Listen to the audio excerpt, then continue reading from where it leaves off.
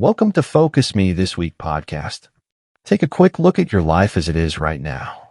Your health, your money, your relationships, your energy. Are you where you actually want to be?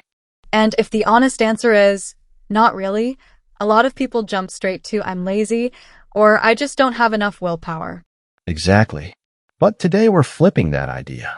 Because one of the biggest messages from James Clear's Atomic Habits is this: it's usually not a willpower problem. It's a systems problem. Yeah, that line hits hard. You don't rise to the level of your goals, you fall to the level of your systems. So even if your goals are amazing, your daily setup decides your outcome. Today we're doing a fast, high-impact walkthrough of the big ideas chapter by chapter. And the promise here is simple: less trying harder, more setting it up so it happens. Let's start with the most confusing part for people. The tiny changes. The 1% stuff. Right? Because a 1% improvement feels like nothing. If you go to the gym once, you don't see abs tomorrow.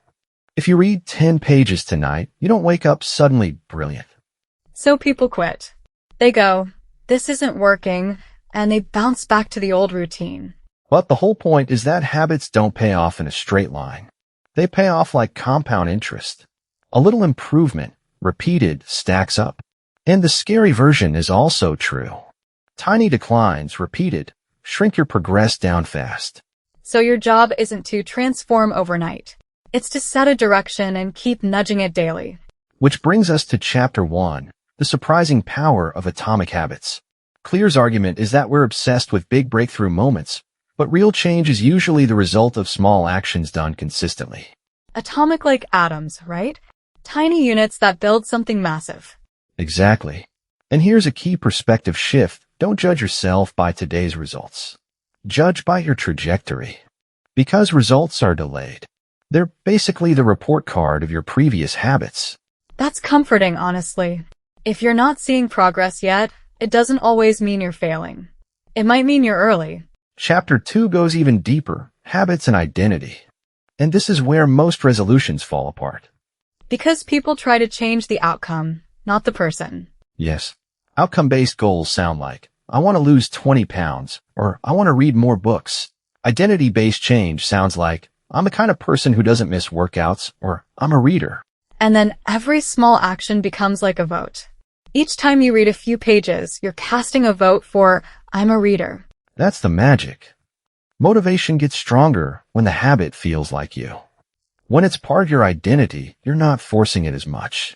So instead of saying, I'm trying to run, you become, I'm a runner. And then you act like it, even in small ways. Now Chapter 3 gives the framework that basically powers the rest of the book. The habit loop cue: craving, response, reward. So something triggers you. You want something, you do something, and you get a payoff. Exactly.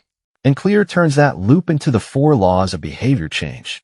If you want to build a good habit, make it obvious, make it attractive, make it easy, make it satisfying. And to break a bad habit, you basically reverse those.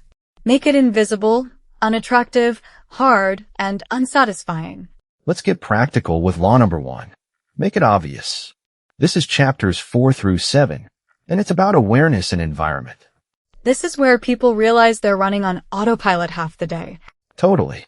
One tool is a habit scorecard, which is basically noticing what you already do without thinking. Then you start designing on purpose. And there's that simple planning formula. It's super direct. I will do this action at this time in this location. Yes. Because vague plans like, I'll work out more, don't show your brain when to start. A clear plan removes the confusion. And habit stacking is brilliant too. You attach the new habit to something you already do. Like, after I make my morning coffee, I'll write 1 sentence in my journal. Your existing routine becomes the cue. But the biggest punchline in this section is environment design. You don't just try to resist temptation. You change the room. Exactly. Put the cues for good habits where you can see them. Remove or hide the cues for the bad ones. You want to be the architect of your space, not someone trapped in it. Okay. Law number 2. Make it attractive. That's chapters 8 to 10. This is where mindset and dopamine show up. Right. We're more driven by anticipation than by the actual reward sometimes. Your brain lights up before the reward, when it expects something good. Which is why temptation bundling works so well. You pair the thing you should do with the thing you want to do. Like only watching your favorite show while you're on the treadmill. Suddenly, the treadmill isn't a punishment. It's the ticket. And the social side matters too. If your friends think your new habit is normal, you'll stick with it more easily. Yes.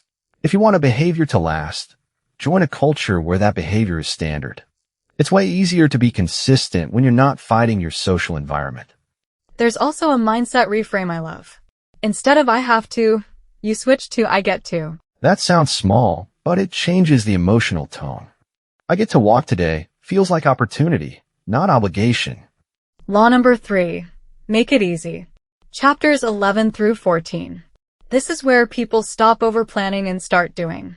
Yes, because there's a trap. Clear points out motion versus action. Motion is researching, organizing, talking about it. Action is the thing that actually produces a result. So instead of building the perfect workout plan, you just do the workout. And you design for least effort. Lower the friction for good habits. Raise the friction for bad habits. Like putting your running shoes by the door, but keeping junk food out of the house. If it's not there, you don't need willpower to avoid it. I have to talk about the 2-minute rule. It's basically, when you're starting a new habit, scale it down until it takes 2 minutes or less. People hear that and go, 2 minutes can't change my life. But it's not about the payoff, it's about becoming the person who shows up. Exactly. Read before bed becomes read 1 page. Exercise daily becomes put on workout clothes. You're standardizing the habit first, not trying to optimize it immediately. And that connects to commitment devices too. You set things up so your future self is kind of locked into the right choice. Right.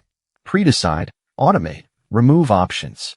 If the decision is already made, you don't have to fight yourself every day. Law number 4, make it satisfying. Chapters 15 through 17. This is about immediate reward. Because what gets rewarded gets repeated. If a habit only pays off months from now, your brain struggles to stick with it. So you need some kind of instant good job signal.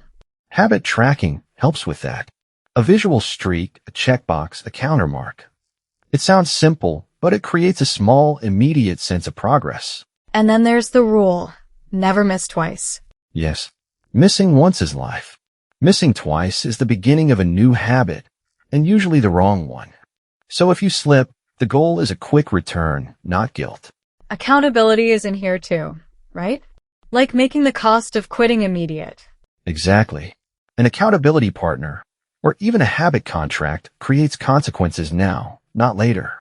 That immediacy helps the habit stick. Okay, what about going from good to great? The advanced section, chapters 18 to 20. This part is about playing to your strengths and staying motivated long enough to master something. Clear talks about choosing the right game, meaning habits where your natural advantages help you win. So instead of forcing yourself into the version of success that doesn't fit you, you pick a path where your odds are better. Exactly. Then there's the Goldilocks rule. Motivation stays high when the task is not too hard, not too easy, but right at the edge of what you can do. That zone where you're challenged, but not crushed.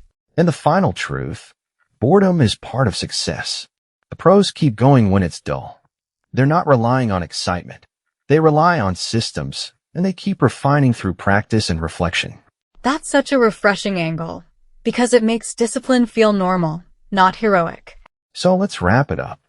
The big takeaway from Atomic Habits is that small habits don't just add up. They multiply over time. And you don't need a dramatic life reset.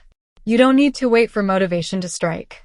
You need a small shift and a better setup. Make the habit obvious, attractive, easy, and satisfying. Build an environment that helps you. And keep casting votes for the identity you want. Because when your system is right, progress stops feeling like a fight. Pick 1% change you can start today.